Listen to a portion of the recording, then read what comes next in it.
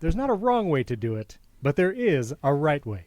Welcome to Primary Technology, the show about the tech news that matters. This week, big news again in the AI space. Vox Media and The Atlantic made a deal with OpenAI. We're going to discuss that. WWDC press invites went out. Google search docs leaked, giving us a glimpse into the algorithm and how that works. MKBHD got a behind the scenes on iPhone durability tests. And we're going to share our WWDC wish list for iOS 18, the new version of macOS, and more. This episode is brought to you by you, those of you who support the show directly.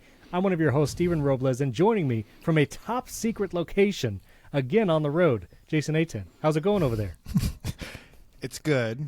It's not so much a secret as just a very small hotel room, but that's all right. Hotel room, but they don't know. Our listeners don't know where you are right now. They will. They're going to discover where you are, but it's not in the United States. You're out of the country. And really, this is a good reason to subscribe to the bonus episodes because maybe I could say more to that audience because we like them better. No, we don't. We like everyone. Well, people who do give us money to listen to bonus episodes, we do like maybe slightly better. That's what we'll say. So we are going to have a very exciting bonus episode. Jason's going to talk about where he is. You can look at the title of that episode in the Apple Podcasts feed because you could see subscriber audio and you will see where Jason is. But it's top secret. And he got a behind-the-scenes look at a brand. A brand? I feel like we call companies brands now. And I don't know. What is it, a company? Is it a brand? Yeah, it's a company. It's a company. What's the difference between a company and a brand? Near and dear to everyone's heart. They're near and dear to everyone's heart. You have interacted with this brand many times, likely, in your life. What is the difference, Jason, between a brand and a company? What is the distinction today? I mean, the real answer to that is your brand is the way people feel about your company. Oh, I see. Okay, you went philosophical on me. You weren't gonna. I thought you were going to tell me that like Johnson & Johnson's a company, or one of those General Electric. Anyway, General Motors is a company and Chevy is a brand. Is that what you were going for? I don't know. No, I like your answer better. You went philosophical. We'll take that. All right. Well, that's the bonus episode. We're actually going to try and speed run the news, and usually that means we're going to go through it pretty leisurely and talk about it in depth. But we're going to try and speed run the news so we can get to our WWDC wish list very soon. But we had some 5-star review shout-outs. Thank you to all of you who are giving those 5-star ratings and subscribing to our YouTube channel. We're at 175 ratings in Apple Podcasts and 928 subscribers on YouTube. The goal is 200 ratings and 1,000 subscribers, so thank you for helping us get there. Shout-outs, Tropical Cycling, that's the username in Apple Podcasts, who gave us a 5-star rating. He said 1 million Robles units, which I don't know how that applies to podcast review, but I appreciate it. He made a quip about Apple Pencil orientation. I'm going to ignore that one. Bryce Winters, he says pencil tip towards volume buttons. I just want to say, Jason, I have some supporters, and we're gonna follow. I mean, Christopher Columbus said he was going to India, right? But that's or whatever. So he didn't. I have no idea what to do with that. I didn't know where you were coming from. Just that because people say something doesn't necessarily mean it's good or right. Wait a minute. Or just because some. Okay, anyway, we'll keep going. WH Trock. He gave us his first podcast review ever. He had never left reviews before, and this was his first one, so we're very honored. And then Filibuster 12 left some kind words, so we appreciate that. Thank you all. And if you haven't yet, you can leave a 5-star rating and review an Apple Podcast. Tell us, especially if you're on my side, with the Apple Pencil tip pointing towards the volume buttons on your iPad, definitely leave a 5-star review. And if you disagree with me, you can still leave a 5-star review. Just say you're on Jason's team. So what you're saying, Stephen, is you tried it for another week and you gave up again. Yeah, basically. But we'll talk about that later. We'll talk about it later. Okay. I just checking. Earlier this week, Apple officially sent out press invites to WWDC. It's happening June 10th, which we knew the date, we knew the keynote date, but they kind of released the entire schedule of the week, and many press invites were sent out. The Apple big keynote is, of course, Monday, June 10th, 10 a.m. Pacific, 1 p.m. Eastern. And spoiler, Jason will be there on the ground. You received a press invite. You'll be there. This is your second? Yes. How many WWDCs? It's my second WWDC that I've gone to, amazing. In person. And you went to last year's, which was the Apple Vision Pro launch, which is pretty amazing. So, and that you actually got to try it there. And so who knows? Maybe we'll see new hardware. Maybe you'll get to try a new HomePod Mini in person. Can't wait. Very very exciting. That's why I'm going. I'm going to spend 3 days traveling to California back because the HomePod Mini is being updated. That's it. Are you doing one of these things where you fly in like Monday morning and leave Monday afternoon? Like, how From Michigan, you cannot get to California for a 10 o'clock Pacific time unless you have a private jet, and I do not unless we get a lot more subscribers. Like, when I say a lot, I mean at least a million. 65 million subscribers paying. Yeah. So no, I'll fly in the night before, and then I'm actually going to stay an extra day. So, are you going to try and go to a Groupers talk show live recording? You should. I tried to get tickets to it last year, and I think that I just was like, nope, I didn't get tickets last year. I mean, I'm not here trying to compare John Gruber to Taylor Swift, but I think when those tickets go on sale for the live talk show, they go pretty quickly. And it doesn't crash like Ticketmaster, because Ticketmaster that's true, because he just does it on his own website. Yeah, exactly. And he has to deal with millions of visitors a day anyway. So, anyway, it's exciting. I did not get a press invite. I was a little sad about it, I'll be honest, but that means I'm going to be sitting at home making all the content that day. I'm not going to shut up about iOS 18 and all the new changes that'll be coming. And we're going to do a recording. We didn't even talk about this. We're going to do a live podcast recording. Can we say it's live, or we're not sure? Yeah, I think wasn't that the whole like text exchange that you and I had? Like, okay, that was finding a time we could do it. Okay, we're going to do a live podcast recording. Can I say the time? We should have talked more about this. Yes, you can say the time. And if it changes, we'll just tell people. Yeah, that's very true. So 4 p.m. Eastern on June 10th, we'll do another live podcast recording. A lot of you tuned in for our post-iPad event podcast recording, so that was a lot of fun. So we're going to do it again. We'll live stream on our YouTube channel, and we'll send out links to the community first and then on social media. But, yeah, live podcast recording after WWDC, 4 p.m. Eastern. And, that'll be a lot of fun. So that's coming up, and we're going to talk about more WWDC later as we discuss our hopes and dreams for iOS 18. And I also wanted to mention this, after the Crush iPad ad and kind of the hullabaloo about that, Apple released a new iPad ad. I don't know if you've seen this. This is actually something they just posted on their YouTube channel. This might become a commercial, but this is a behind-the-scenes, actually. This is like an entire green screen ad where they had a dancer, I believe, kind of going around this room. And on iPad, they had creators build these environments, and you can kind of see the behind the scenes there. So this entire ad basically was created on iPad, all the scenery, all the background. I think, trying to not redo the Crush ad, but, do something a little more creator-centric, maybe. So it's a cool ad. Yeah, and I mean, they actually involved creators, so I guess that was better than just destroying all their hopes and dreams. Right, and they didn't put creators in a giant press, which is, positive. So I don't think YouTube lets you put that on.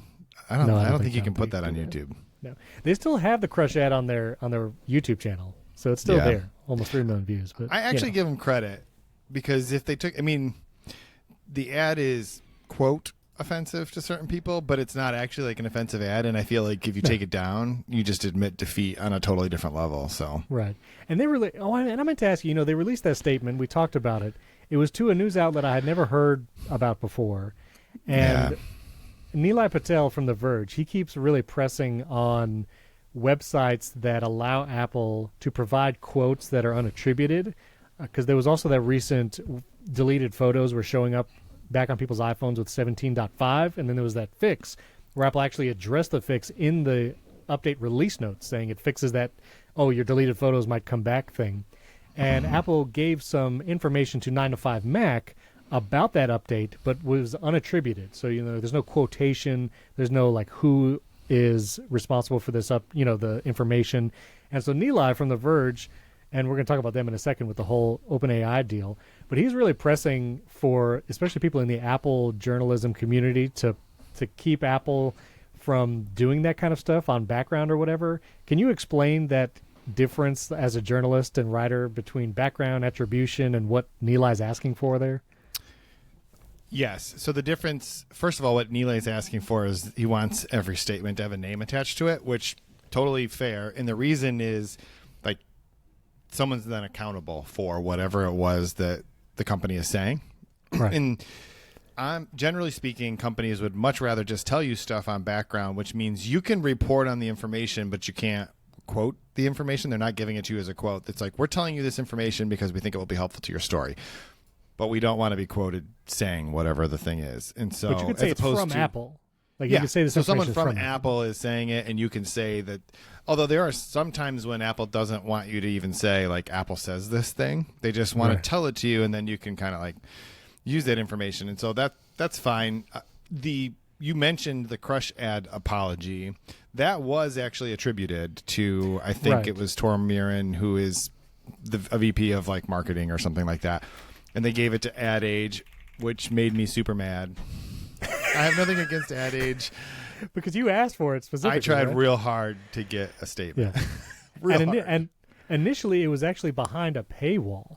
So Yeah. like this is the actually I'll put this link in the show notes if you want to see it. But this was the apology post from Apple, and like you were saying, it was Tor Miran, the company's VP of Marketing Communications. So it is attributed, but when this first was published, it was behind the paywall, so you couldn't see any of that. And I had never heard of this news outlet before, and so then you had like the 9 to 5 and Mac Rumors articles quoting this, but it was just weird, like the choice to give it to a news outlet that maybe less well known in the Apple community, and then also behind a paywall. I don't know. It was and I'll say that it was put behind a paywall. I don't think that most of the other organizations who reported on it subscribe to that. I think that it's potentially possible that the statement was also provided to other organizations in the context of, hey, see, we put, there's a statement over there. So that's all I'm going to say about that. I see. Okay. Well, listen, journalism's complicated, Jason. And that brings us to our next topic. Because a big deal was announced earlier this week between The Atlantic, which I didn't realize was one of the nation's oldest magazines, dates back to like 1800s. Did you know that? I did You're a not. journalist. I did not know that. I just knew that it was something that older people read. I don't know. I don't even know if that's true. Jason, just because old people read it does not mean that publication is old. I'm just saying. I'm sorry to listen. We love you all, listeners and viewers. Okay, we do. No matter who you are. Anyway, The Atlantic was been published since 1857. That's how long The Atlantic has been around. So that was news to me. That is roughly how long it feels like I've been awake. We'll talk about that later. But Sorry. Jason's very far away right now. He's not in the U.S. We'll talk about that in the bonus episode. Anyway, this deal is between The Atlantic, Vox Media, and Vox Media owns a bunch of properties, if you are not familiar, like The Verge, namely Eater, The Cut, Vulture, SB Nation, the massive sports publication.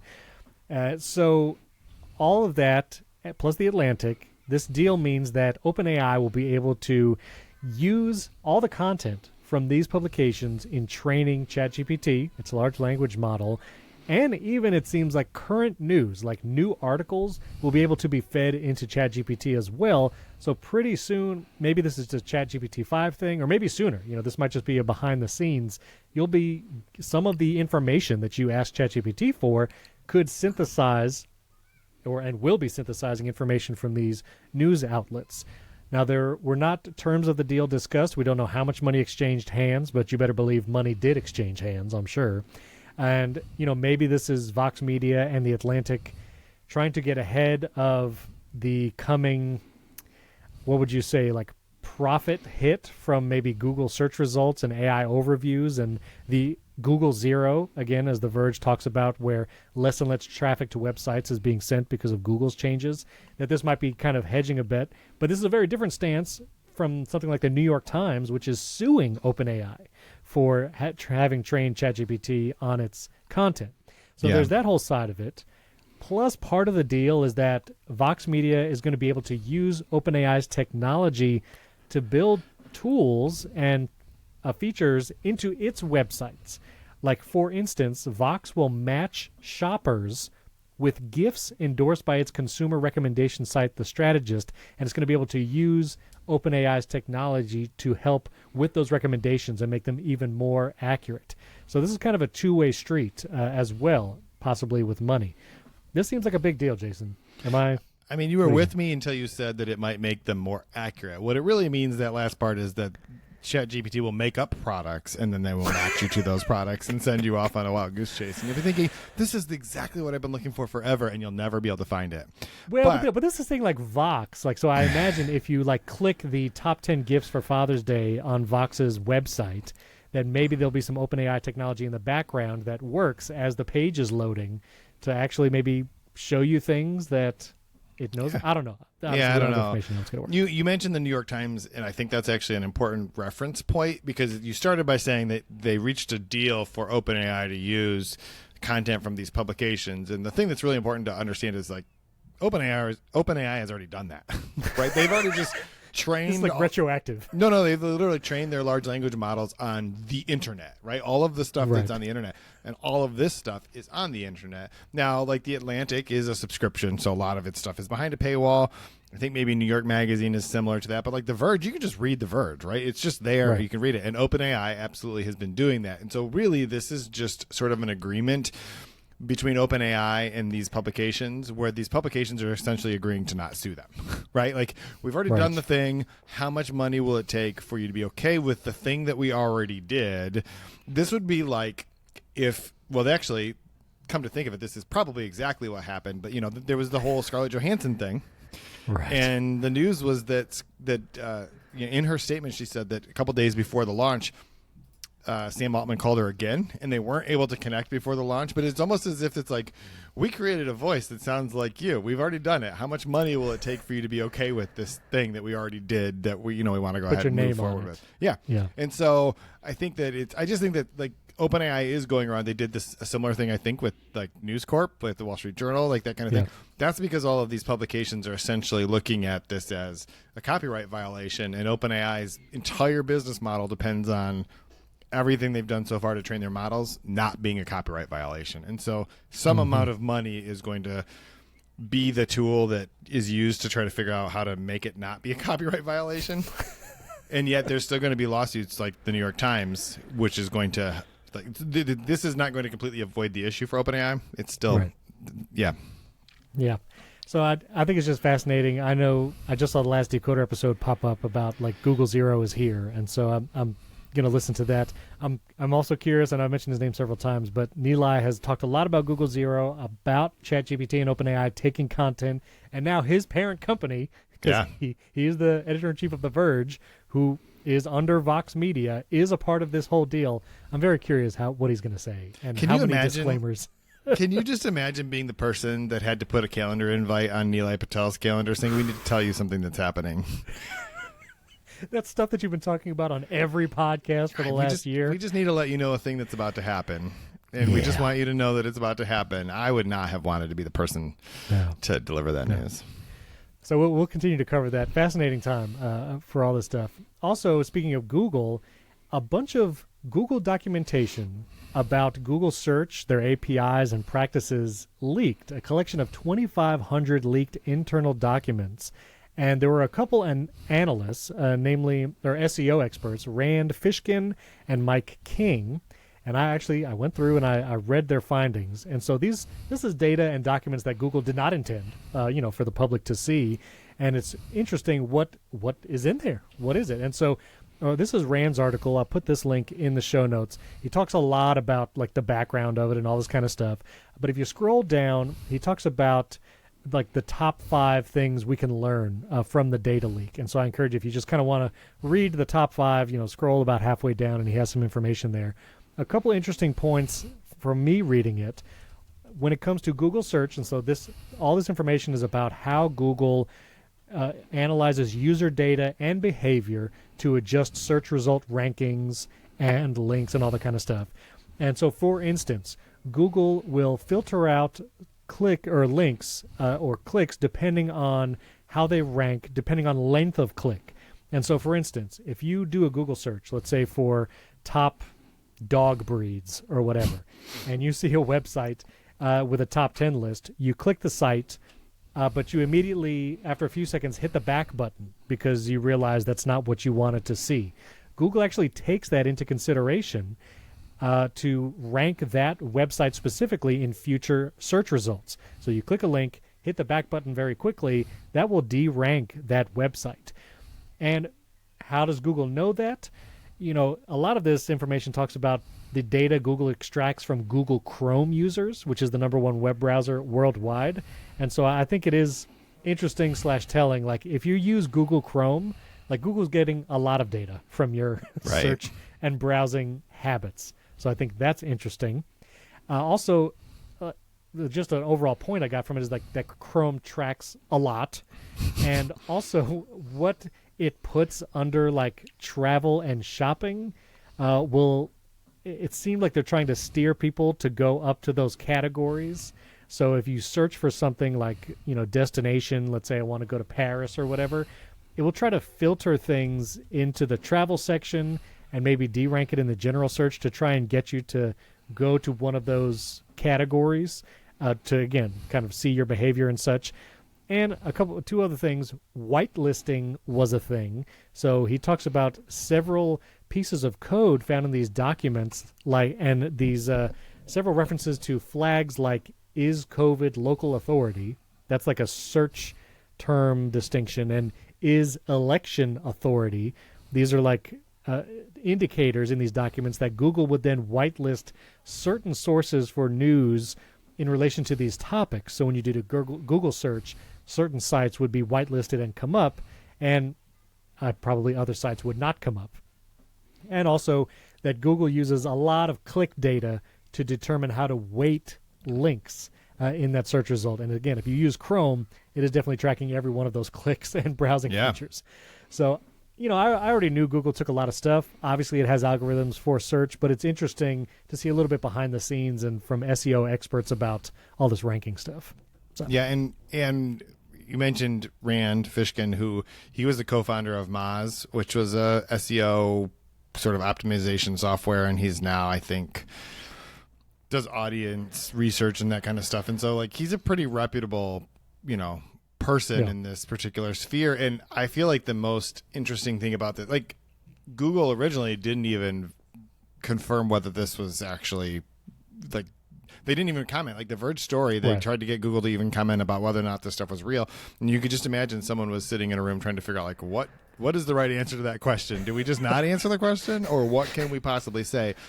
Turns out that they did, confirm that they are real documents. It's not entirely clear how much of this information you could use to pull signals. I mean, obviously the analysis that Rand did is attempting to sort of pull some takeaways, but of course that's like, if you had access to this, that's exactly the thing you'd want to be publishing, is like, what are the takeaways? Because that's sort of the holy grail of SEO. What would be really interesting is, one, how does Google change the way that it does search as a result of this? Because it's already changing for a lot of reasons. But also, that there are going to be a lot of companies who specialize in SEO that are going to try to take this stuff to figure out, like, there's going to be a whole lot of recommendations from people that don't actually know what they're talking about, telling you what you should do for your website to match this stuff. And the truth is, like, yes, but Google changes its algorithm on a very regular basis. Yeah. Yes. And I'll also say I've seen a lot of people posting on social media about with AI overviews, when people get AI overview results from a Google search, and just how inaccurate or bad they are with just wrong information. There was even, I forget who it was, the glue pizza story. Did you see that? Yeah, absolutely. But the best one about that is the was it Katie? I can't think how you say her last name, at Business Insider, who said, like, everyone was talking about the use glue for your pizza, and she's like, I didn't want to write about it. I actually made it. And she actually did. She made the pizza according to that recipe, put glue in it, and then she ate it. Like, come on. I know it's Katie. What's her last name? Oh, I can't say that. I can't say her last name. Natopoulos. Katie Natopoulos. Katie Natopoulos. Says Google said to put glue in your pizza, so I made a pizza with glue in it and ate it. It's amazing. I'll find the article for the show notes. I was trying to find it real quick to show it here. Yeah, I shared it, and my response was just like, this is commitment to the craft right here. It is sticking to the bit for sure. But anyway, yeah, there's been basically just a bunch of terrible results from the AI overviews. So, not a great first impression. Well, and Google's response to that is, well, these are all very, like, fringe cases. And some of them I don't think are fringe cases, because the original question was not, should you put glue in your pizza, which certainly seems like a fringe question. The original one was like, why is my pizza falling apart, or something like that. I mean, I don't remember what the exact one was. But the this is no different than the episode of the Verge cast or Decoder that Nilay did with Sundar Pichai, where he literally was just Googling things and showing him That was pretty his great. phone. Yeah. I mean, That was great. brutal. Yeah. But also, like, it doesn't really matter how many of them are quote fringe cases. The point is, like, people are doing this and it's coming up with these completely wacky answers. And you can argue that the people who are doing it maybe didn't have the right intentions when they did it, but the point is the answers are still killing your credibility. Like, that's the only thing Google should care about. Exactly. This I found the article. This will be in the show notes. Put washable school glue in the pizza sauce. Listen, this is courage. Apple talks about removing the headphone jack being courage. No, putting glue in your pizza sauce is courage. She did say apparently the cheese did not slide off. That was the question that it was trying to answer. Yeah. How do you get your cheese not to slide off your pizza? Apparently the cheese does not slide off as much. But no, I'm Katie Natopoulos. That's right. Yeah. No, thank you. No, thank you. There's a video of her eating it linked in the article. But anyway, courage. I'll just say that. Isn't that what Sonos said about their new app that everybody hates? Courage. They just had an Instagram story saying they updated the app, and they brought back the voiceover. I guess they fixed the voiceover thing, but So what you're saying is they caved and brought back all the stuff they took out. I think that's the opposite of courage, Stephen. They should have stuck with it. I don't use Sonos, so what am I even talking about? You don't use any Sonos stuff? Yeah. I have no Sonos stuff. I thought about like getting one of the setups that has the arc and the beam and the rays and all the other things, but I didn't. I'll send you one of my videos on it. Don't worry. All right, I appreciate that. Yeah. All right, I wanted to mention MKBHD posted a bunch of videos on X. Interestingly, I'm not sure why he didn't make this a YouTube video for his own channel. I'm always curious how these background things go. But he got to visit an Apple lab and where they do durability tests on iPhones, and it's pretty wild. The water test that they do to get that IPX8 and more is crazy. Like, they have one where a chamber is just like raining on the phone, then they kind of shoot a literal hose at the phone, so it's being shot with water. And then there's like a final test where it's submerged completely, and they do it that way. They have an entire setup for drop testing. I thought it was funny. Epson, I guess, makes the robot that does the drop tests. So printers and robot arms for phone drop tests. Yeah, that's cool. And there's also a vibrating test. So they can test all kinds of frequency. They actually have an Apple Vision Pro strapped to this table that's like vibrating violently to test that. So I guess your Apple Vision Pro can withstand some vibrations. That's great. And then he actually got to interview John Turnus, which again, like why is this not on his YouTube channel? I don't understand that. But he got to interview John Turnus talking about kind of the tension between repairability and durability, and how it's basically a spectrum, which the more reliable and sturdy you make a thing, the less repairable it is, but they're working to continue to make things more repairable as time goes on. So interesting little interviews. I'll put a link to that tweet thread in the show notes. So yeah, I still like the one better where they did. Was it Joanna Stern that did the video with the robots that take them apart? Robots taking them apart is cool. Yeah, yes, that's pretty That sweet. is fun. That is fun. We're actually going fast, Jason. We're actually going fast through this news. I know, but I was really distracted because you gave me such a hard time about badges, and you had your Twitter up there, and you have all those little badges going on. I can't control the Twitter website badges. I'm super distracted. I can't. There's no way I can't turn them off. I don't have it on my phone. I'm gonna show you my phone right now, Jason. Now you got me worked up here. I'm gonna show you my badges right now. No badges. Look at that. No badges at all. No preparation. Not even in the app library. If I could reach my phone, I would have given $1,000 right now to reach up there and send you a text message so that it shows up. That would have been pretty good. That would have been amazing. We'll do it in post. No, just kidding. I'm not going to do that. No. So Mark Gurman over here, without any hardware things to kind of talk about, he's over here saying Apple TV Plus, the app is going to be coming to Android phones. That's the rumor. Yeah, but that makes sense, right? And there's a music app. I mean, so here's my thing. Well, a lot of people were like, "Isn't Apple TV Plus already on Android phones?" Which it's not, but it's on all the Android TVs. There's an app on every smart TV for Apple TV Plus, including like the Fire Stick. That's not Android, but and Google Chromecast. Like I have a Google Chromecast. I just used it while I was traveling recently. Apple TV app's there too. So this would just be bringing the app to Android phones, which I think it makes sense, like you're saying. If they get News Plus, which I feel like is gaining some momentum. I've seen a lot of positive feedback on News Plus as a resource, especially with the whole Google and AI overviews thing. But News Plus, Apple TV Plus, music is already on Android. Apple could make the play to say Apple One services bundle just as worth it on an Android phone as it is on an iPhone. And if you're in a family, an iCloud family, where you can share these services, and it's a mix of both iPhone and Android devices that gets, Fitness Plus, News Plus, Apple TV Plus. I mean, that's pretty cool. You couldn't really use iCloud with your Android device. Although maybe there might be some backup app that they launch on Android. Say back up your Android device to iCloud. That'd be wild. Or just give you an iCloud app like you can get the Dropbox app. Jason, a genius. Wait, you should be working over there. Just get over to Cupertino. Just drop these ideas. Yes, an iCloud Drive app. All I'm asking for, this is what I'm asking for, and I said this on social media. Podcasts. You already have music over there. Bring the Apple Podcast app to Android. People are asking why. One, Google Podcasts is now defunct. So there's not a good default podcast app on Android. Google is pushing everyone towards YouTube Music as a podcast listening app, which there's a lot of pushback on that. It's not really podcasts. It's YouTube videos formatted in a way that you can listen and watch them. But anyway. On a music app. It's YouTube videos of podcasts on a music app. Okay.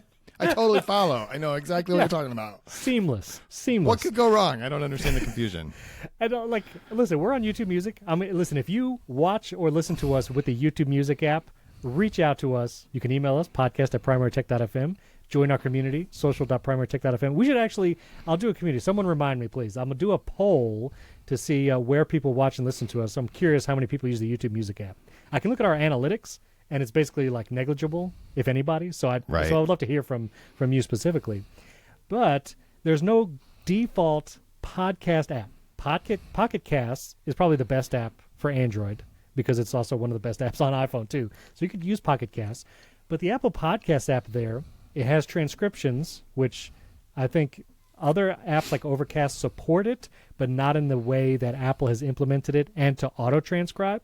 Other apps might pull the transcript from the RSS feed if a podcast provides it, but Apple Podcast is transcribing every episode of every podcast, whether the creator supplies a transcript or not. So I think Apple Podcasts on Android would be a boon for transcriptions, accessibility-wise, but also sharing and search, which I've actually had people send me screenshots of the transcription saying, hey, you were mentioned in this podcast or whatever. I saw that. Yeah, one. which it was really cool. That's a great new way to share a part of a podcast rather than a sound bite with a nondescript timeline or audio waveform. Share a screenshot of the transcript. So that's just an Apple Podcast. So I think that's a great, but also subscriptions. If you want to listen to the bonus episode today about Jason's top secret location, I would love for someone on Android to be able to listen to that and subscribe over there, which would be not a lot of services revenue for Apple, but it would be some, because Apple does take a 30% of podcast subscriptions as well, which we'll talk about how you could support the show in a moment. But anyway, I think Stephen, do you think that this is how Apple is training their large language model with all of our podcasts? They're transcribing them all, and they're just feeding it all into Apple GPT? Listen, I wish I had a tinfoil hat around here. Hold on a second. Let me get a hat. Let's pretend. I just unplugged my headphones. Oh, no. What are you going to put on your head? This is what I want to know. I don't have... You don't have a tinfoil hat, so what do you have that you... Okay, it's just a hat. This is just a hat. It's just a normal hat. If you're just listening to this, all Steven did is put on a hat. It's fine. This is our podcast host, Transistor.fm. I was hoping it was a colander or something like that. A pasta strainer. Like a pasta strainer. Have a pot here in the studio? I don't know. It's right off your living room, right? It can't be that far. That is true. That is true. Okay. That is true. You should come visit sometime next time you're in Florida. I'm coming. You should do it at Thanksgiving. We could do a live podcast. Let's do it. Since we can't do it at WWDC. But we wouldn't be able to do it on Thursday since that would be Thanksgiving. But that's fine. We'll figure something out. No, Jason. Commit. We're going to record a live podcast. If you can convince my family and yours. No, we're not going to do it. Let's try it, bud. All right, here's my tinfoil hat, which is my Transistor.fm hat. Apple, actually, before the transcription feature publicly launched, they were actually transcribing stuff beforehand. I don't know if I should even say this. They were actually transcribing for him because it was powering the search in Apple Podcasts previously. Not a lot of people know that. I don't even know if I'm supposed to be saying that. That was on background, so it wasn't even on background. That was like just in passing. Anyway, so that is interesting, possibly. Which we're going to talk about WWDC in a second with all the AI stuff. But I think it makes sense. Apple just bring all their services to all the platforms. What do they have? Windows apps? They still have. Is it? They used to have iTunes. There used to be iTunes, and you can get Apple Music for sure. I know for sure you can get that. Right. So, right, you can get Apple Music. So I mean, just bring it everywhere. Just be a services company like they are. Well, they're trying to be. So here's a real question though. Yeah. And you're gonna think I'm being a troll because that is my personality. Apparently, that is the character I play on this podcast. Is the troll. You instigate trolls on social media. Anyway. But why do you care? Like, you don't use an Android phone, so like, are you thinking of switching if all of a sudden these things are available? No, but I do. I have a Pixel 6a that I use sometimes, and I think when it comes to podcasts specifically, I think having which wouldn't be a default app, but having a good app to experience podcasts makes a big difference. And a lot of times, while Pocket Cast is a great app, I think in a lot of ways still has the best features of most podcast apps. It's not as discoverable. Like just an average Android user is not probably going to search for that if they don't know it. But if a name that they are familiar with and maybe already have Apple Music on their Android device say, oh, I can listen to podcasts here too, I think it would just help the podcast experience on the platform. So that's also the app's called Podcast. So if you're looking for a podcast player, exactly, it's just this podcast. So I should never put this hat on. I'm trying to get this hat straight. Because now you can never take it off. Yeah, I can't take it off. My hair is a mess. So Justin, I hope you appreciate this. Okay, we're going to talk about a couple of apps that launched this week, and then we're going to get into our dub wish list. But I want to take a moment and thank everyone who supports the show directly. They're going to get the bonus episode, which I'll tell you right now in this section, because this is going to be cut out for the members, and a little teaser. But Jason is literally inside a Lego right now. That's where you're at, right? I mean, I'm not. Yes, that's exactly where I'm in a Lego brick. Thank you for playing along. Jason is where are you again? I'm in Denmark. In Denmark. Jason is literally in Denmark right now at Lego. Is it headquarters? I was at the headquarters. I'm not at the moment. Right now I'm in a very small hotel room. But yes, I was at Legos. You know what I mean? So Jason is at Lego headquarters, and he's going to share his experience in the bonus episode. So if you would like to listen to that, you can support the show directly in Apple Podcasts, $5 a month, $50 a year. You get all the past bonus episodes, so you can just binge those. There's some great ones. Or you can support the show at primarytech.fm, click bonus episodes, and you can listen to it that way. You get an ad-free version of the show, meaning this section you have an uninterrupted experience, and you get all those bonus episodes. And as we have sponsors in the future, you'll get the ad-free version of those as well. So you can support the show, but if not, we appreciate you subscribing to the YouTube channel, youtube.com/@primarytechshow. Give us a 5-star rating and review in Apple Podcasts, and we just appreciate that you listen and watch the show every week. So thank you for that. Thank you, Jason, for giving your Lego location, for living in a Lego location. What color is the brick that you're in right now? I'm in Denmark. I know. It's not a huge country, but I don't think I gave away too much of my location at this point. So. I don't think. Well, if you're a listener in Denmark and you're at Lego headquarters as you're listening to this podcast, let us know. Better if you are a part of our community. We'd love for you to join our community. And without Googling it or searching it up, by the way, I listened to the most recent bonus episode of your other podcast that we're not going to talk about right now. But search it up. Without searching it up, I mean, I would be interested to know if anyone who listens to this actually knows where in Denmark Lego is located. I have no idea. Yeah. I have no idea. Subscribe $5 a month and I'll tell you. There you go. The definition of gatekeeping. Give us. Listen, I know how this works. My job is publishing things on the internet. I understand how this works. No, that's good. Yeah, you got to tease, give it a little bit of. You got to whet the appetite. Whet the $5 bill, and then they will give it to you. That's not how it works. A crisp $5 bill. The one that your grandparents used to put in the handshake. You know what I mean? One of those. Your grandparents only gave you $5 when they did the handshake. That's sad. I think my grandma actually gave me $10. She used to give me $10.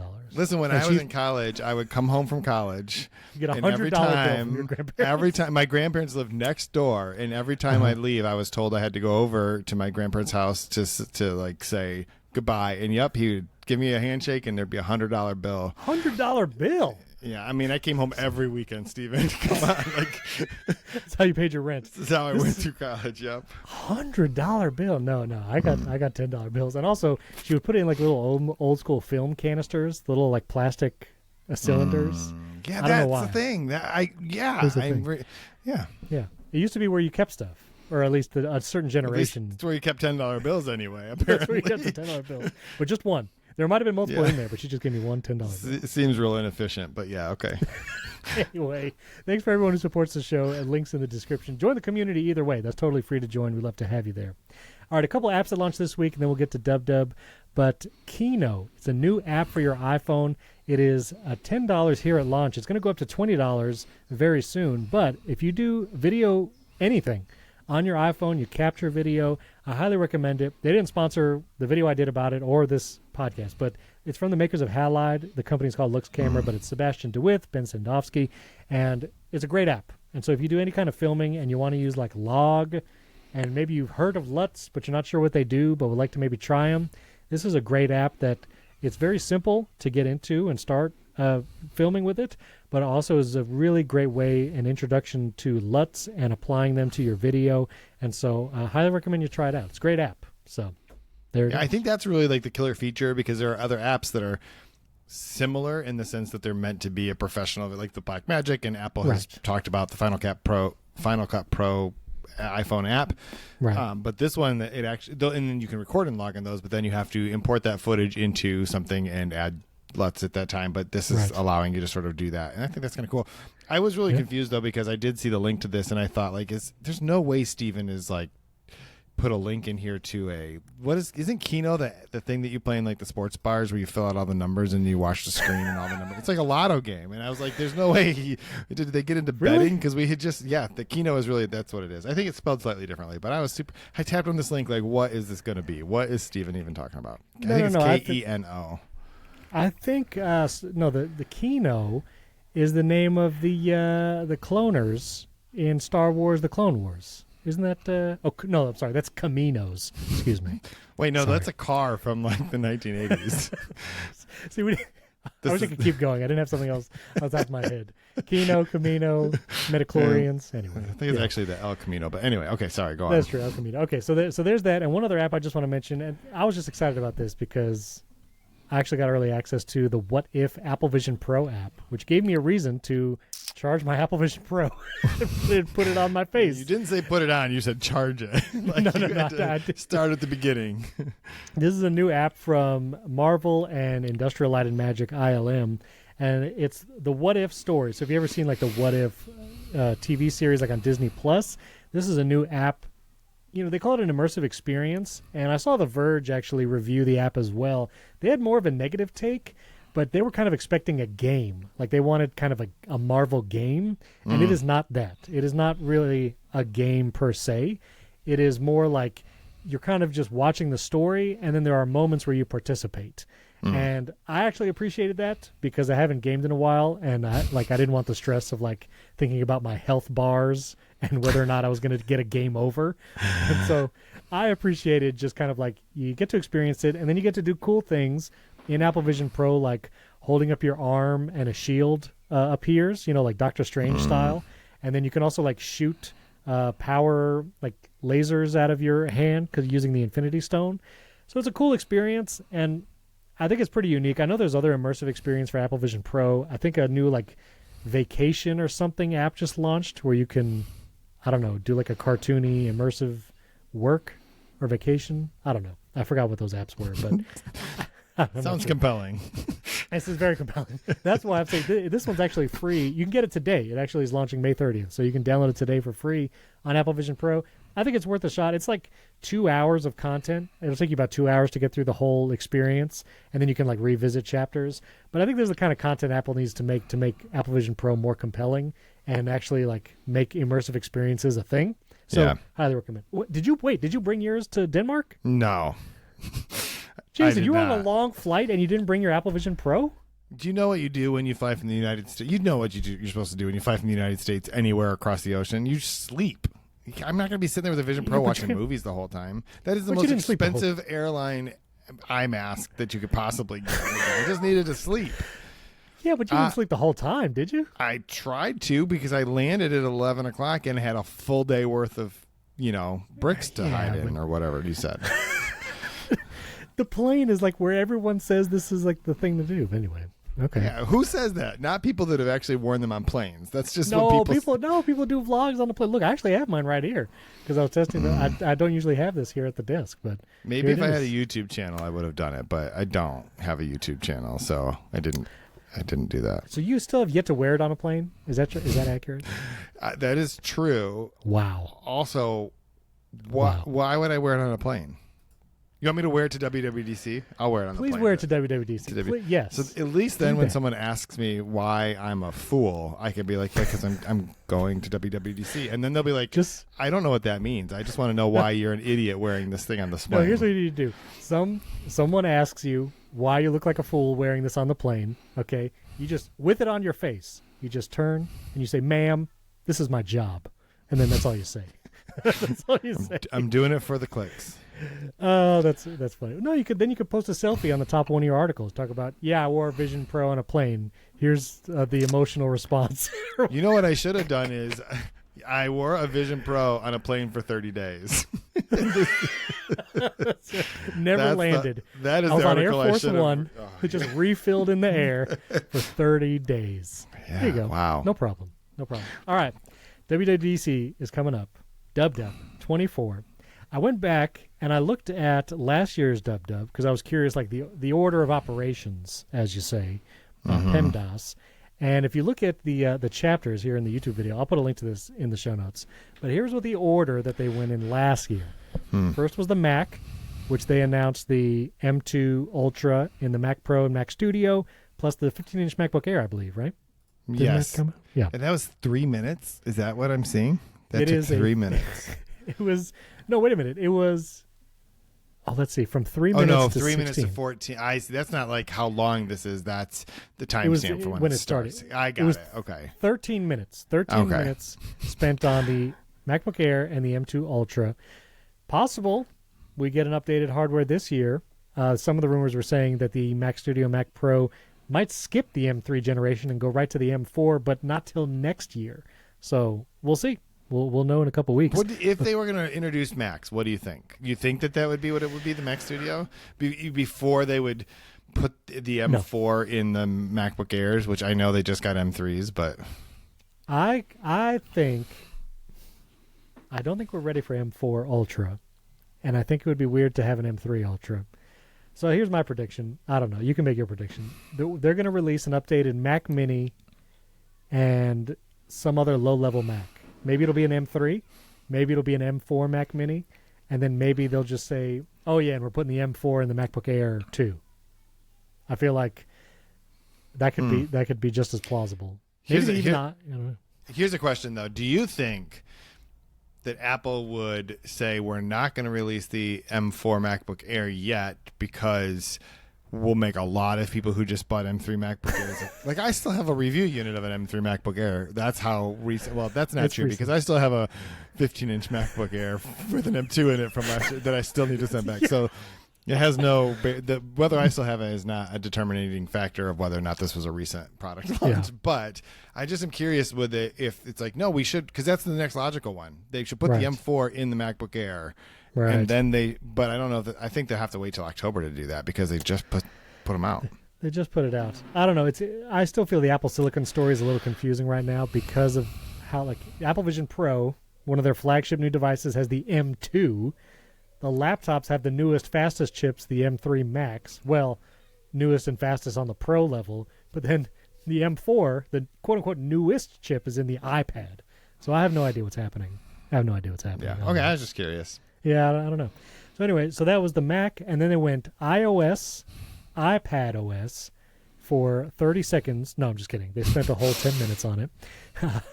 just for reference, they spent, 20 minutes?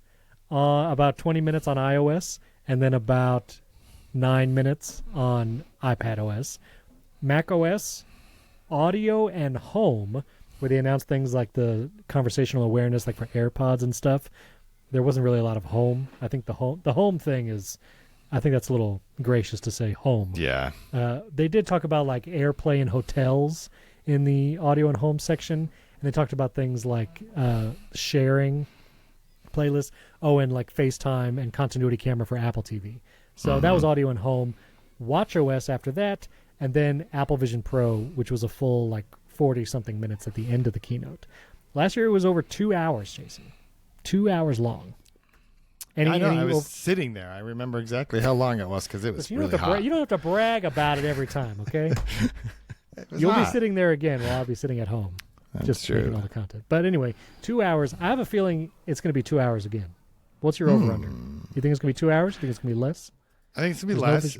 Because there's no Vision Pro. I mean, that would be the ultimate like move if they're like, oh, we have Vision Pro version 2 and no one suspected it, but that's not going to happen. But I think there's going to be a big Siri AI segment, which could very well take up 20 minutes. And then they talk about it integrating into each platform. So I'm going to say still 2 hours. It's going to be a 2 hour event. Do you think, I want a prediction on this. Do you think that, last year we were really fortunate to have Bob Iger on stage. Do you think? So mad about that. Yes. Do you think? And if you don't understand why I care about that, you need to just go back and listen to all of our previous episodes. Just listen to every episode. Because I don't know which one it was in. But do you think that Sam Altman will be on stage, whatever that means? Heck no. Apple is not having Sam Altman, which there have been a bunch of people posting photos of Sam Altman on stage in 2008 at an Apple event. He didn't work at Apple, but he was like founder of a startup at the time, and I guess he did one of the demos at the 2008 iPhone event or something. So, and he was wearing a double polo, which, I mean, if that's the thing that you're remembered for, that and being sued by Scarlett Johansson, it doesn't feel like. Again, anyway. I don't think he's making an appearance. But I mean, even with the rumors that they're doing a deal with OpenAI, it'll be their CTO. What's her name? Mira Murati. Murati, thank you. Mira I almost Murati, said I was like Suvari. No, that's No, the Mira, girl from American Beauty or whatever the movie. If there's Mina anyone, Suvari. Sorry. No. If there's anyone from OpenAI, it's going to be Mira Murati. She might be in a video talking about it, but that'll be it, I think. Okay. It'll be. You think he'll be there? I don't know. But I mean, I guess it would make sense that if she was there, she could, once again tell us that they don't know whether or not they're using YouTube videos to. Well, Apple. I'm a little skeptical about this. Yeah, I just think it's like. Yeah. I mean, it'll be just interesting because the reports are that they have a partnership with OpenAI, and my sense is like they don't want to talk about OpenAI at all right at the moment. Right, I don't think they want to. Right. But I feel like this keynote has probably been locked for a while. So. Right, and also, I think all of the news around OpenAI will fade into the background if Apple does announce significant LLM style features at WWDC. Like that's going to be the story, and the background stuff like Sam Altman, it'll be quiet, I think. But all right. So here's the wish list. Let's go down. We'll go in the order that they did. I also added a section here that I think Apple should add, and so we'll talk about that. But at the top, I will just say we talked about hardware. I think overall there's going to be an AI or generative LLM thread throughout the entire keynote. And this is something Apple's been doing where a lot of features come to all the platforms like iPhone, iPad, and Mac, but they plug it into certain ones. So I'm not sure which these will go into. I think maybe the macOS segment, but I'm going to say Keynote, Pages, and Numbers. They're going to show off some iWork features that are specifically LLM or AI related, which they've been saying AI a ton. So I think they're just going to say AI in the keynote. Yeah. I think there's going to be a bunch of features for the iWork suite. Maybe they'll feature it in the macOS part of the keynote, but I have a feeling they're going to break out a whole segment just about AI features. I don't know if it's going to be at the top. I don't know if it's going to be later, but I think they're going to have a whole segment on it. And I'm also hoping, this is more of a wish list item, that they talk about those features in Final Cut for the Mac, things like transcribing, edited by transcription, maybe like the AutoPod style features where you can have a multicam clip in Final Cut and it'll go between the active speakers automatically. And so I'm hoping for that kind of segment about AI. Do you think they're going to have an AI segment, or do you think it's just going to be integrated? I don't know. I mean, I think if they have a AI quote segment, it'll be a Siri segment. I agree with you that what you just described would probably fall under the Mac category, because I think that even everyone at Apple understands that no one has Pages on their iPhone, so they wouldn't talk about this is false. I literally used it yesterday. You could see it coming too. I could just see in his eyes. He's like, I can see it coming. He just wanted to hit the mute button. Yesterday. Here's a Pages document I created yesterday because my son wanted to invite people to his dance recital, and I needed to put QR codes laid out on a page and print it out real quick, and I used Pages on my iPhone to do it. I'd sending you messages now, but that's not actually a Pages document. That's just a bunch of QR codes. But anyway. But Pages was the best way to do it. In all seriousness. Anyway.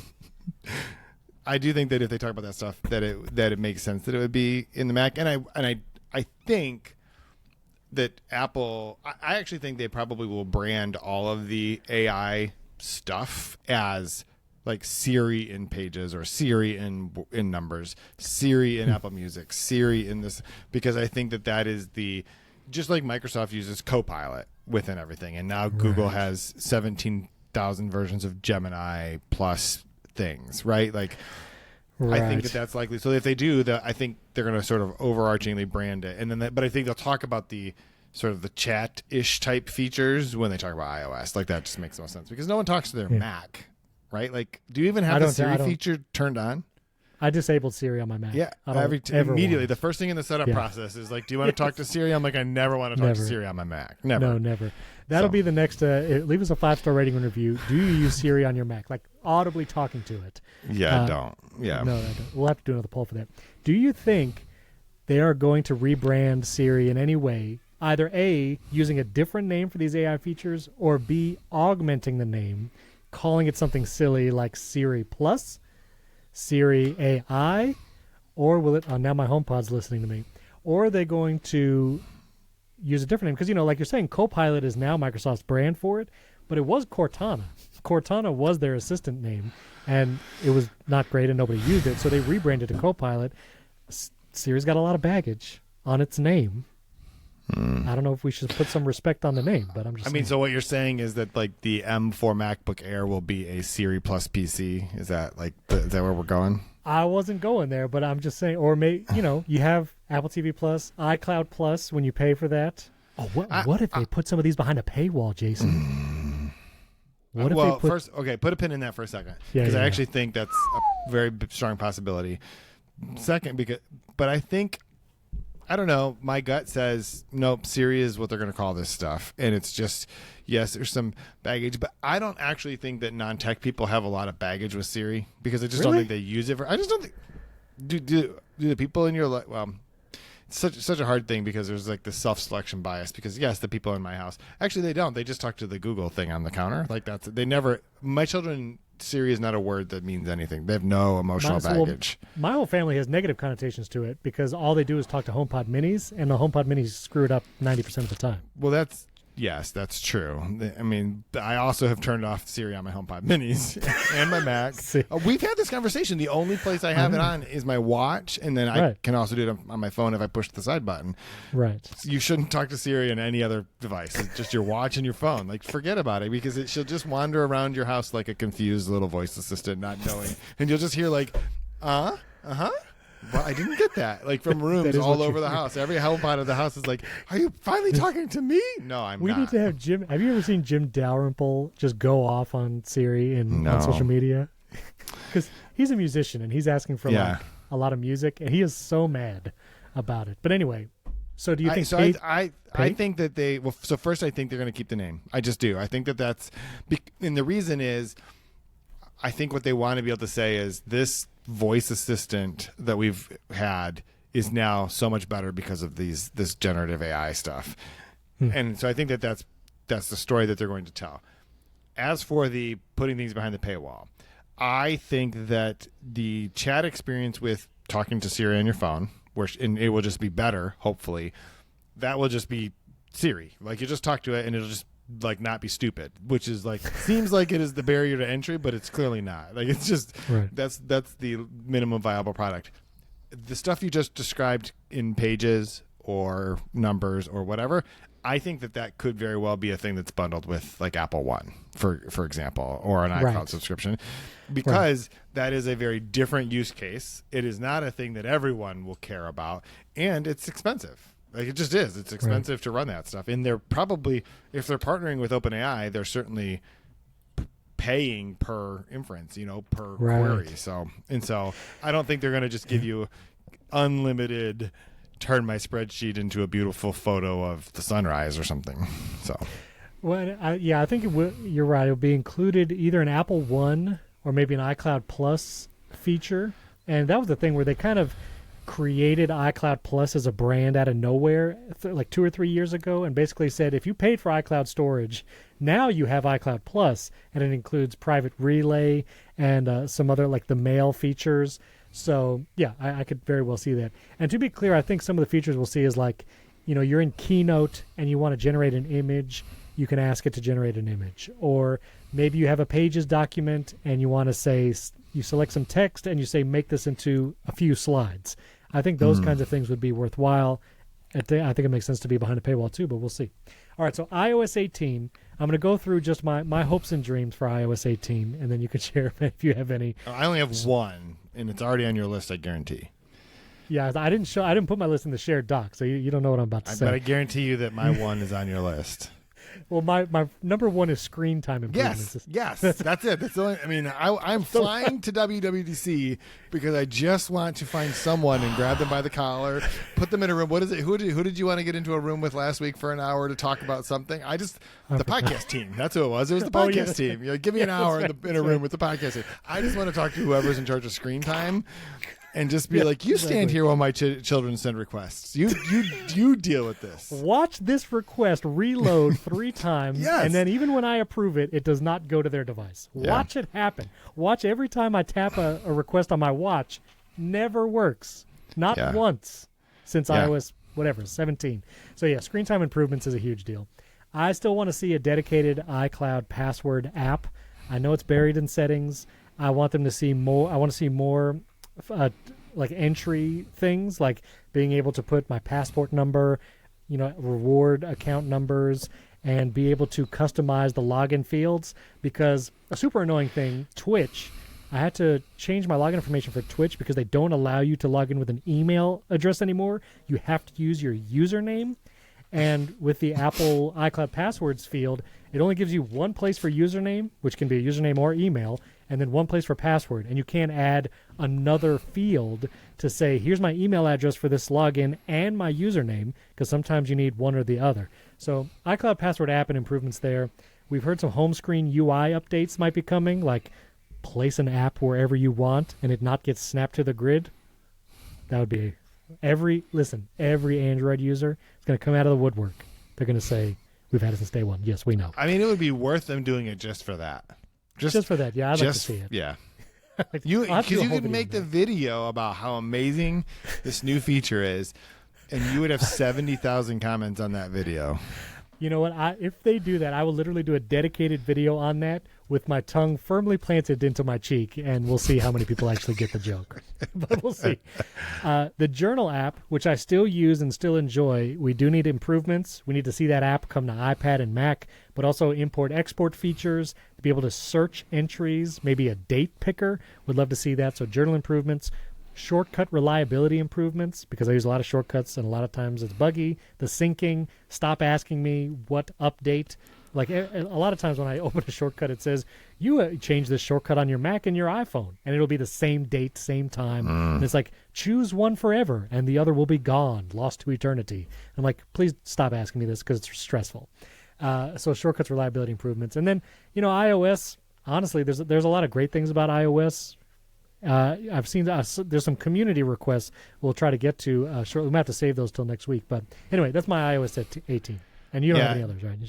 The only other one I would like to see is, especially if they're doing some of the generative AI type stuff, is they don't even need the generative AI stuff. But I personally feel like I pay for a subscription to Lightroom because the photo editing tools in the Photos app are so terrible. Like, they're just terrible. Like, they're bad. If you have a photo that you like, I shot a raw photo of my secret location. I can't share it with you because that would defeat the whole purpose of having a secret location. And I was like it was at night. It was cool. And when you go into the Photos app, it's so limited in the controls. Like it just, whatever sort of algorithm they're using to like control like exposure. I think it's called brightness and contrast and all that stuff. But I think it would be much better if you could just like the auto. I guess where it really falls down is when you hit the auto button. It's like, I feel like it's playing a slot machine. You just don't know what's going to happen. It's like, will this be good? Will this be terrible?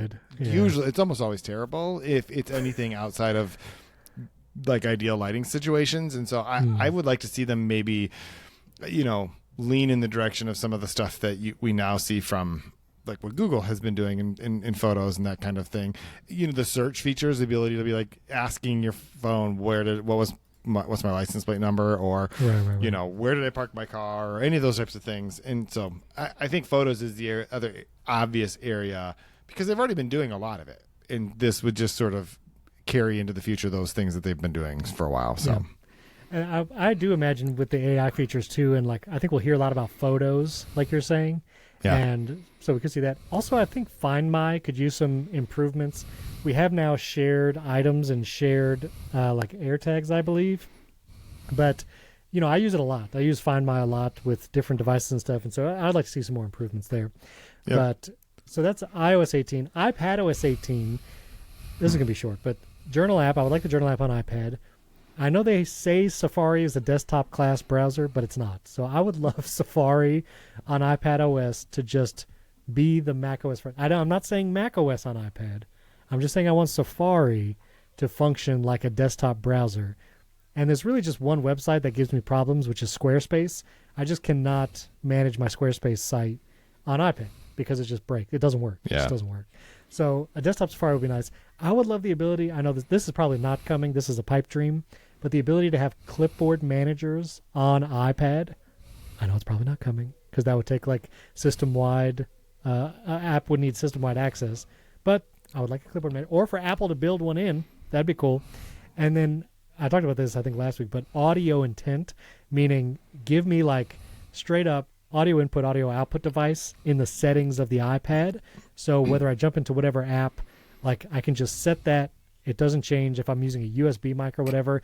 And that will make podcasting a little easier on iPad. So that's my iPad wish list. I mean, I was going to say I just would like them to put macOS on the iPad, but I don't even really mean that. So. You're trolling. This is your trolling. You're trolling me right now. Yeah, I mean, we're not going to talk about that today. I think you can make a case for both ways. But no. I would like a setting, this is true on my iPhone too, where I can tell my iPhone or my iPad to never let the app take over the audio. Because there's so many times, like, candidly, the Circle app does this. Every time I'm listening to a podcast and you open the app, there's no audio. There's no audio. There's no audio in that app. Well, I guess if you can listen to our episodes in there, but I have to go like 2 screens deep to find that. Like, there's no reason for. So I want to just be able to tell the iPhone, never let this app take over the audio. Now, if I push play, maybe I can like it'll then do the audio, but like never just let it say, he's going to want to play something out of this. No, I don't want to do that. I think that on the iPad. Yes, I don't necessarily think it needs macOS.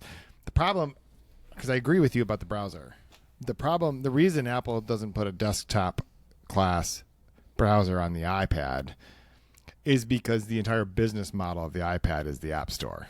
And if you no longer need, they don't want you to be able to do all of the things that you can do on a desktop browser, because what they want you to do is download apps and do things in the apps.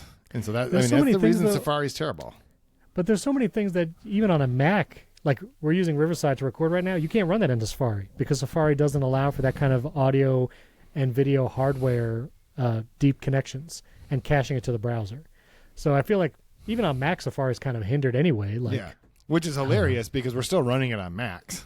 It's like, you won't let us do this thing in Safari, but you're not actually doing anything to protect us because we're both just using Brave or Chrome or Edge or something like that. So I use Brave. Just throwing that out there. I do as well. Yeah. So.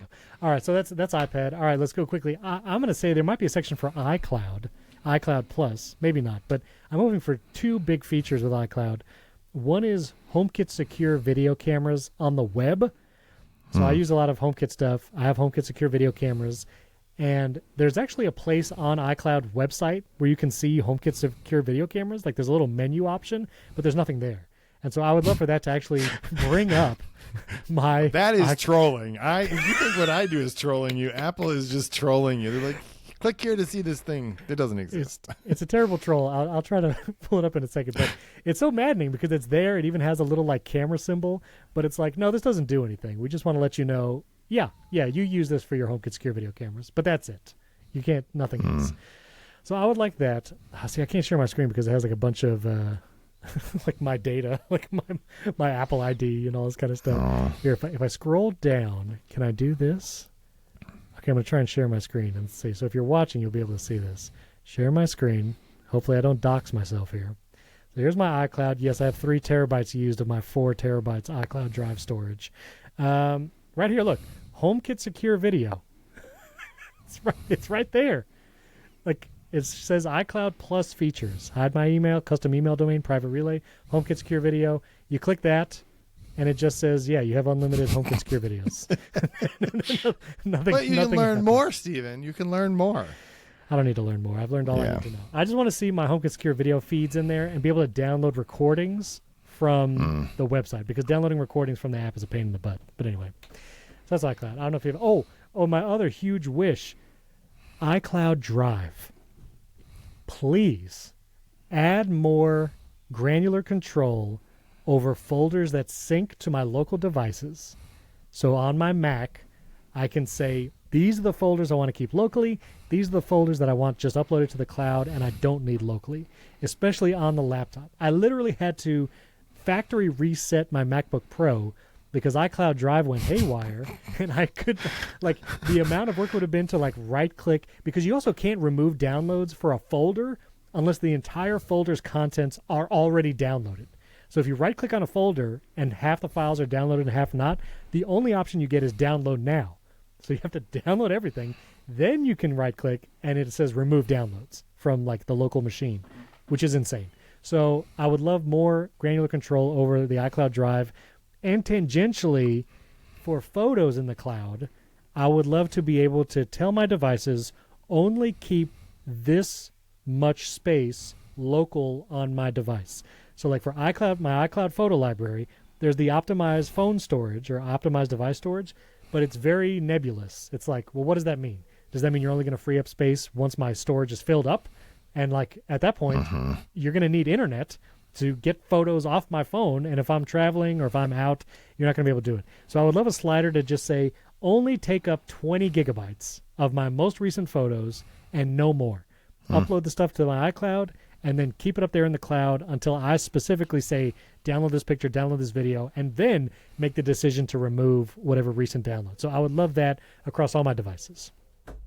Yeah. I mean, that's quite a list. I don't think I can top that. I would like, well, I mean, it's pretty clear that Apple thinks of iCloud as like the back end to keeping sync for apps and those types of services, not an actual file storage management thing, right? Because you can just turn on like backup or sync on my desktop, which is a terrible thing to do. You shouldn't do that in iCloud. No, you should not. But like it's meant to do. It's like meant to sync things. It's not meant to, be any more complicated than that. Because really, it's like, I don't know. It feels like what we want it to be is Apple's version of Dropbox plus some other things, and that's Apple views it as those other things.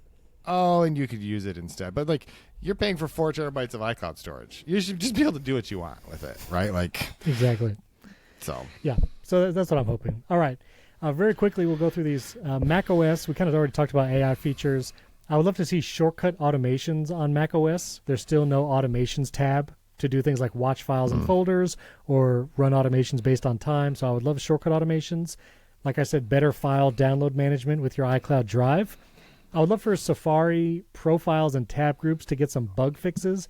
I don't need any more features, but like whenever I open a new window for a profile in Safari, it opens like every favorited tab, and I don't have that set. I have it to only open a certain set of tabs, and what I have to do is close the window, go to Safari, settings, choose the same thing in the profile, just open this tab group, and then it'll work. It's just buggy. So I would love for them to fix that. And I'm curious if maybe we see that kind of time machine recall-esque AI feature like Microsoft has. I don't know if I want that, but I'm curious if Apple, maybe they might do that or announce something like that at DubDub. So what are your Mac hopes? I think they should do that.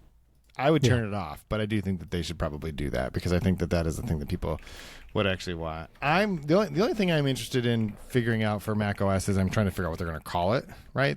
Sonoma. Right. So there are not that many more places in California. I mean, is El Camino? No, that's El Dorado. Never mind. But I kept saying El Dorado, but I've been saying that the last 5 years, so I don't think.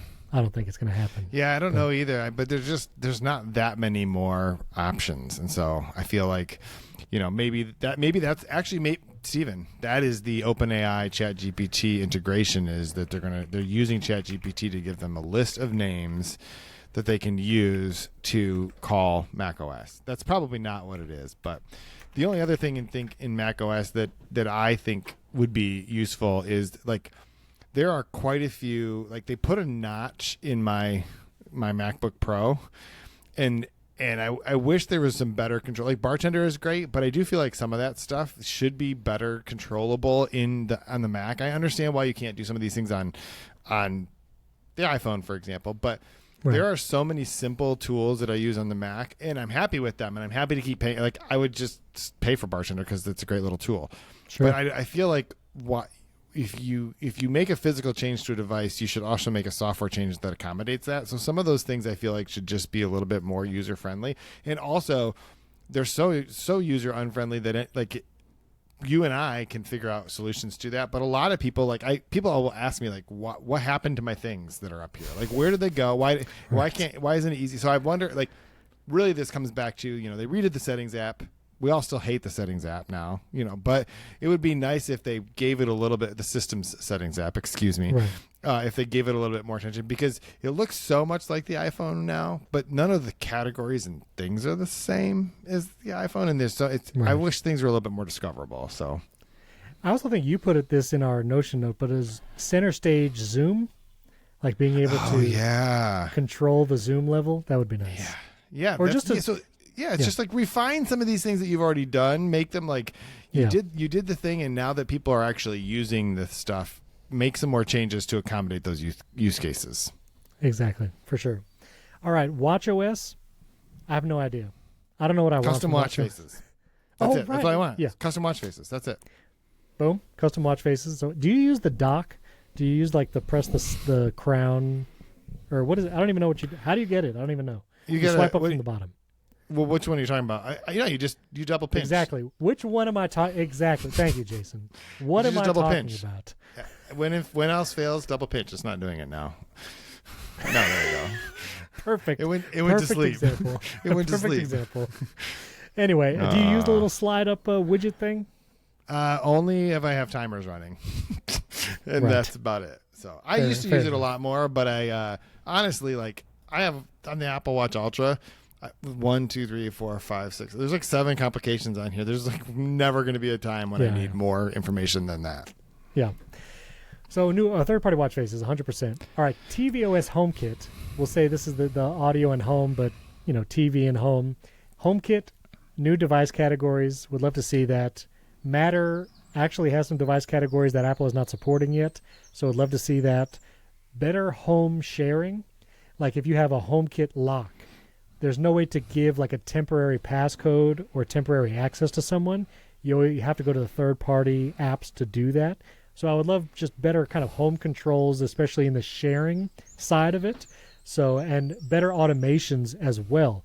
So things like in the Eve app, I can actually create an automation where I have a motion sensor and a temperature sensor out on my patio. And I can create this 2-step automation where if it detects motion outside and it's over 75 degrees, it will turn the patio fans on, which is really cool automation. So when it's hot and someone walks out on the patio, the fans turn on automatically. But I have to create that automation in the Eve app because Home does not have those kind of conditionals, like if it's over a temperature or, those 2-step automations. So I would love to see those built into HomeKit. Also automations like if a door is left open for a certain amount of time, send me a notification. Home doesn't even do that. I have to use the Akara app or push cuts and shortcuts. So we'd love to see more automations, better ones like that. And also tvOS, I feel like, they've made some improvements. They have like the sidebar now. They have the control center. But I still feel like the TV app itself just kind of lacks something. I don't know. Like, I'm still not crazy about it. The organization of it lacks Netflix. Well, it lacks Netflix, but Apple can't control that unless they make some kind of deal. But that is the thing it's missing. It's it's definitely missing that. But I would just love to see a different, a different organizational thing, because I always just end up going to the home page with the grid of apps and choosing what I want there. And a lot of times the up next, it's not super useful because, like, I think my wife and daughter, they were looking at a bunch of old Mary-Kate and Ashley Olsen content. Like, they watched Full House, then they watched a couple they started a couple movies with them, but then decided not to finish it. So now my entire up next row is all like childhood Mary-Kate and Ashley Olsen movies. And so it's like, this is not helpful. And I have to literally go into each one and long press, remove from up next. Long press, remove from up next. So I would love a better way to manage that. I honestly thought you were going to say that they were all like WandaVision and Scarlet Witch. Like, that would actually be amazing. I would have loved that. That would actually be amazing, to be honest. I would have loved if they just binged, WandaVision. You'd have just been like, Apple, that is the deepest cut, Apple, that you figured that out. Like, kudos to that. Yeah. But anyway.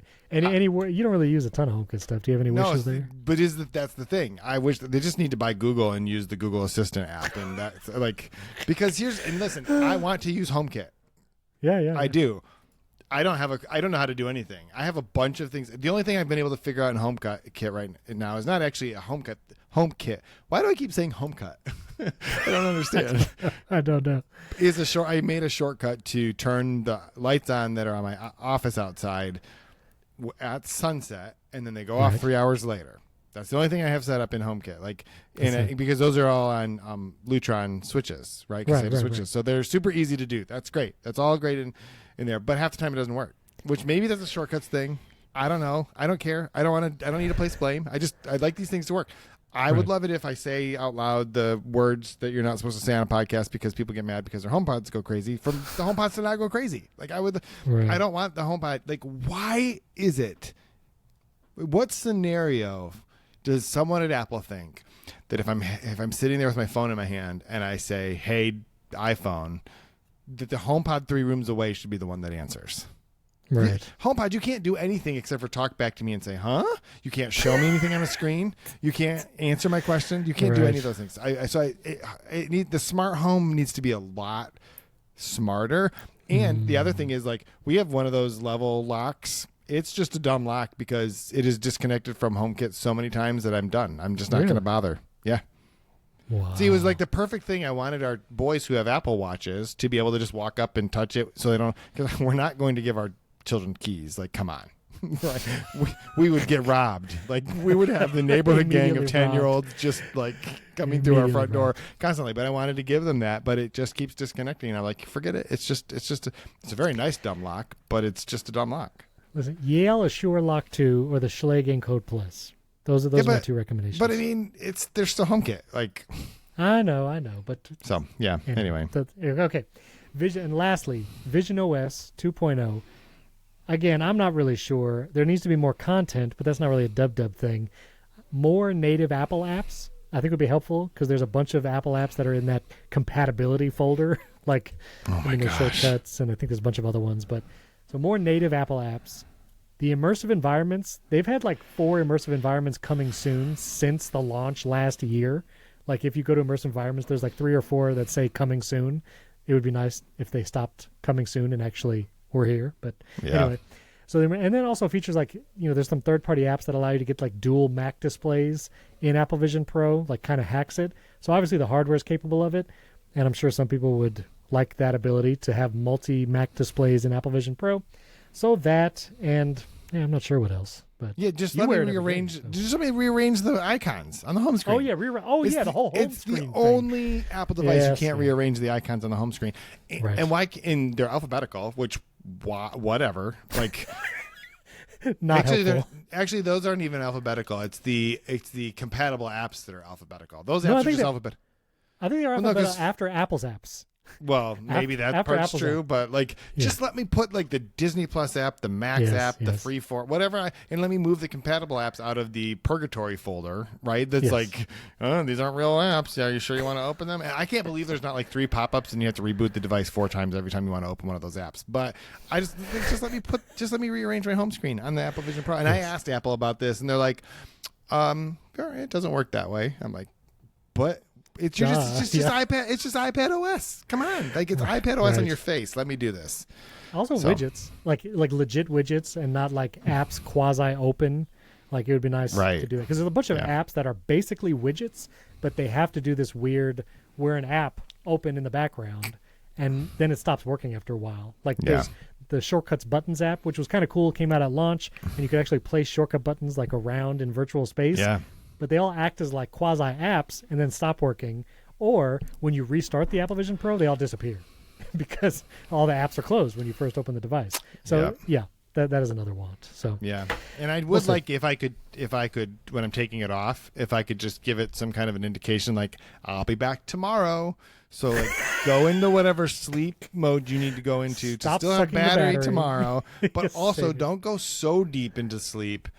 Because there are times when I will pick it up and I'll put it on and nothing happens and I'm just staring at a black, not a blank, but just like darkness, right? Yes, and I'm trying to figure out which combination of these buttons do I have to push to be able to see again.